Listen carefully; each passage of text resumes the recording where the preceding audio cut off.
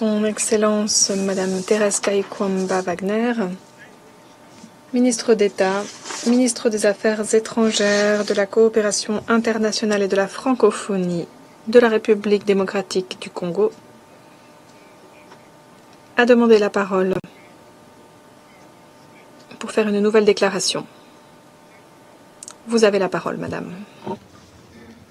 Mr. President, thank you for the floor. Monsieur le Président, merci de me donner la parole.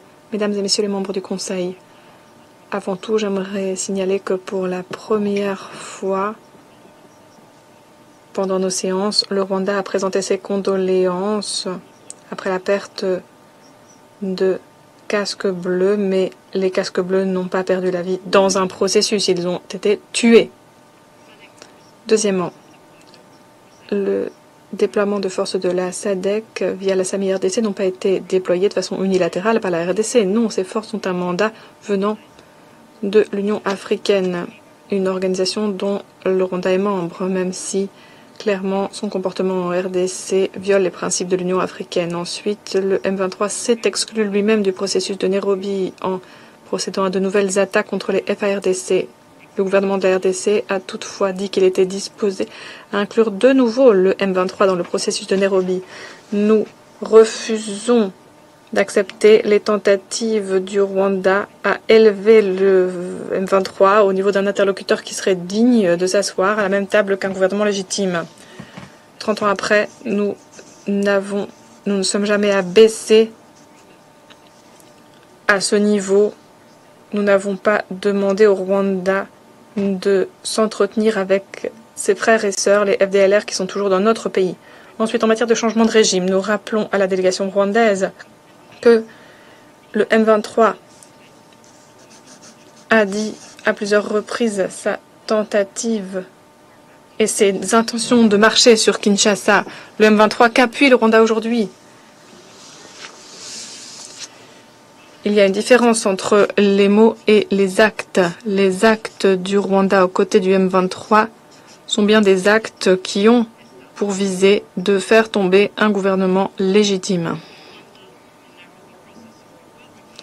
Pour ce qui est des processus de Luanda et Nairobi, nous rappelons aux représentants du Rwanda que la RDC n'a jamais quitté la table des négociations. C'est le Rwanda qui n'est pas venu, c'est le Rwanda qui n'est pas venu lorsque le président Lorenzo nous a invités. Le président Kenyatta était présent lui aussi. Le président Tshisekedi, lui, a honoré sa promesse.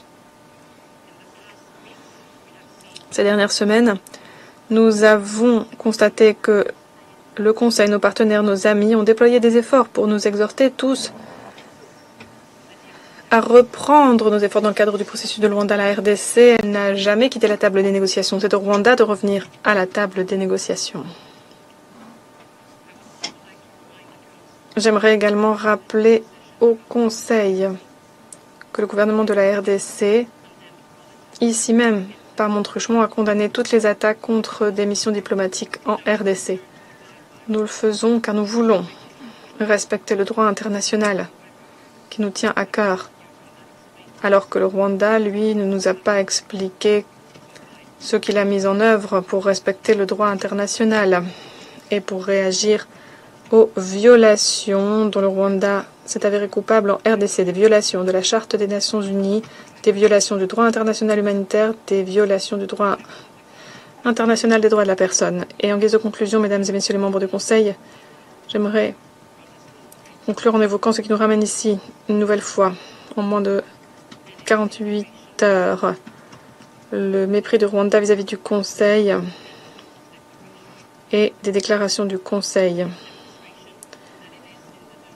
Le Rwanda a montré qu'il se berçait d'illusions, étant convaincu qu'il y avait une exception rwandaise en matière de droit international. Mais ce qui nous rassemble aussi, c'est ce choix. Ce choix du Conseil, voilà 2 jours. Le Conseil a choisi les mots et non les actes. Pourtant, ce Conseil pourrait agir. Il est dans une posture unique en réalité. L'acteur le mieux à même pour agir. La question se pose donc encore au terme de cette séance. Le Conseil est-il disposé à agir ou refuse-t-il d'agir? Merci. I thank Her Excellency. Je remercie Son Excellence, Madame